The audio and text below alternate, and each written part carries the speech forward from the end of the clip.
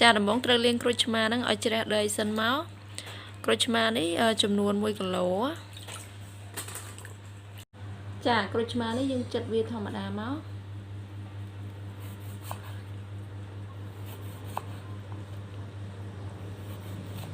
ចាយើងយកទាំងអស់ហើយដាក់ដាំទឹកវាមក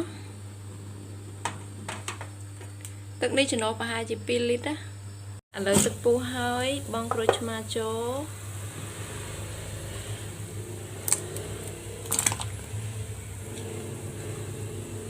ចាពេលដែលវាពុះសូមរំងាស់វារហូតទាល់តែក្រូចឆ្មារលួយប្រហែលជារយៈពេល20នាទីចាឥឡូវក្រូចឆ្មាផុយហើយអញ្ចឹងយើងចាក់វាស្រង់យកផ្លែក្រូចចេញណាយើងយកទៅទឹកវាទេ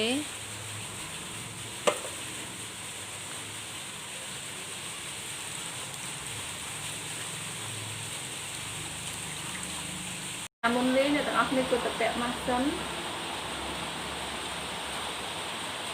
ដើម្បីកុំឲ្យក្លិននឹងឈួល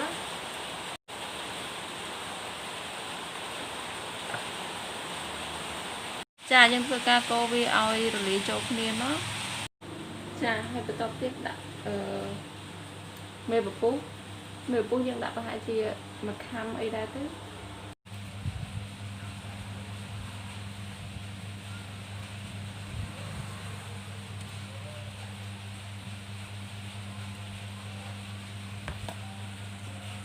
ហើយធ្វើការកូរវាឲ្យរលាយ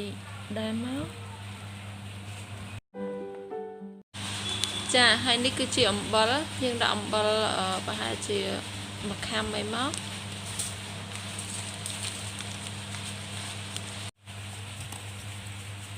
អានឹងដាក់ល្មមបានហើយដាក់ប្រហែលជាមួយខាំកន្លះ2ខាំអីអញ្ចឹងណាទៅតាមនិយាយរួមដាក់កាន់តែច្រើនកាន់តែលាងចានកាន់តែស្អាតកាន់តែជ្រះខ្លាញ់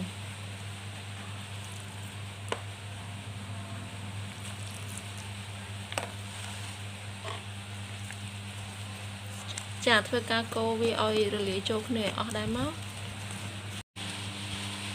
បន្ទាប់ពីធ្វើរួចកូរឲ្យវារលាយអស់ហើយយើងទុកវាប្រហែលជាកន្លះថ្ងៃទៅវានឹងស្រក់ពពុះហើយយើងចាំយើងច្រកដាក់ដបទឹកប្រាចាដោយសារនេះខ្ញុំដាក់បរិមាណនៃគ្រឿងផ្សំចំនួនច្រើនហេតុនេះហើយបានធ្វើឲ្យទឹកសាប៊ូហ្នឹងពណ៌លឿងកម្ៅហើយបើសិនជាយើងដាក់ចំនួនតិចគឺធ្វើឲ្យទឹកសាប៊ូហ្នឹងពណ៌លឿងស្រាលចាហើយយើងអាចយកមេក្លិនដូចជាមេក្លិនក្រូចសើចមេក្លិនក្រូចឆ្មាយកមកដាក់មកដើម្បីឲ្យវាមានក្លិនណាប៉ុន្តែបើសម្រាប់ខ្ញុំអត់ចូលចិត្តក្លិនទេហើយវិធីធ្វើសាប៊ូផ្សេងទៀតគេអាចយ